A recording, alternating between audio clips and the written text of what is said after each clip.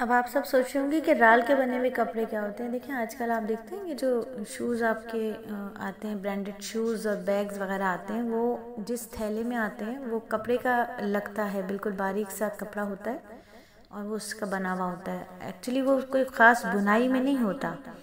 بہت light weight ہوتا ہے، بہت ہلکا اس کا وزن ہوتا ہے، ٹھیک ہے۔ تو پولی پروسلین کہتے ہیں اس کو، اور یہ بہت ہلکا خام مال ہوتا ہے، ٹھیک ہے، بہت ہی ہلکا اور خام مال ہوتا ہے۔ ایسے سمجھیں گے کپاس کا صرف تیسرا یا پانچواں حصہ ہوتا ہے، یہ بہت کم حصہ ہوتا ہے، ٹھیک ہے، اور یہ دیکھنے میں بھی اچھا لگتا ہے، تو ایسا کپڑا جو بہت ہلکا سا ہو وہ آگ بہت تیزی سے پکڑتا ہے۔ تو یہاں جس کپڑے کی نشاندہی کی گئی وہ ایسا کپڑا ہوگا جو تاروں پر مشتمل ہوگا، تار دور دور تار ہوں گے، اور وہ بہت تیزی سے آگ کو پکڑ لے گا۔ اور وہیں نبی پاک صلی اللہ علیہ وآلہ وسلم نے تھوڑا آگے چل کر ایک ایسی جماعت کثیر کو دیکھا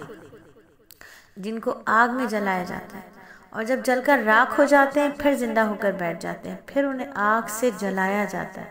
پھر کالی ہو جانے کے بعد وہ زندہ ہو کر بیٹھ جاتے ہیں، اور اسی طرح ان کو آگ کا بار بار عذاب دیا جاتا ہے۔ آپ فرماتے ہیں کہ مجھ سے ان کی حالت دیکھی نہیں گئی، اور بے ساختہ میں نے جبرائیل امین سے دریافت کیا کہ یہ کون لوگ ہیں جنہیں ایسا سخت عذاب ہو رہا ہے۔ جبرائیل امین نے کہا کہ یا نبی، یہ وہ لوگ ہیں جو ماں باپ کی نافرمانی کیا کرتے تھے، یہ لوگ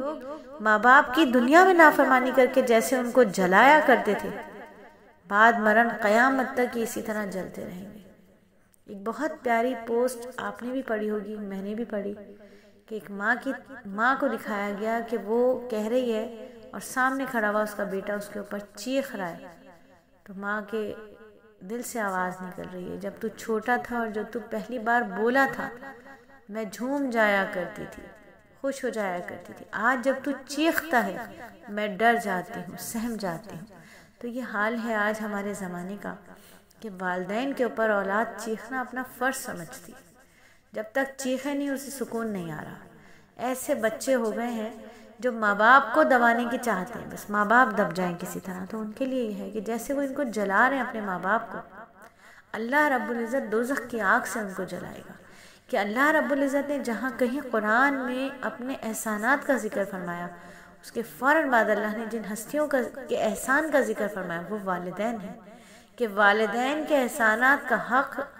اتار ہی نہیں سکتے، وہ احسان اتار ہی نہیں سکتے۔ اور چونکہ معلوم تھا اللہ رب العزت بہت اچھے سے جانتے، عالم الغیب ہے، وہ جانتے ہیں کہ ہلکا سا لفظ اف کرنا، اف اف کرنا، تو قرآن میں واضح فرمایا جب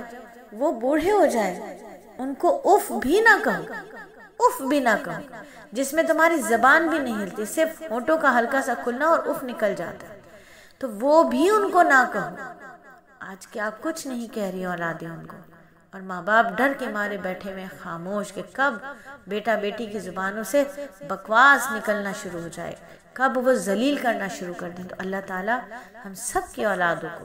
فرما بردار بنائے، اور اللہ تعالیٰ ہمیں اپنے والدین کے حق میں فرما بردار بنائے، ہمارے بچوں کو ہمارے حق میں فرما بردار بنائے، ان کے بچوں کو ان کے حق میں فرما بردار بنائے، اور یہ سلسلہ تا قیامت چلتا رہے، کیونکہ ہم اپنے والدین کے حق میں اچھے ہوں گے، ہمارے بچے ہمارے حق میں اچھے ہوں گے۔ کوئی بھی ماں باپ نہیں چاہیں گے کہ ان کے اولاد کو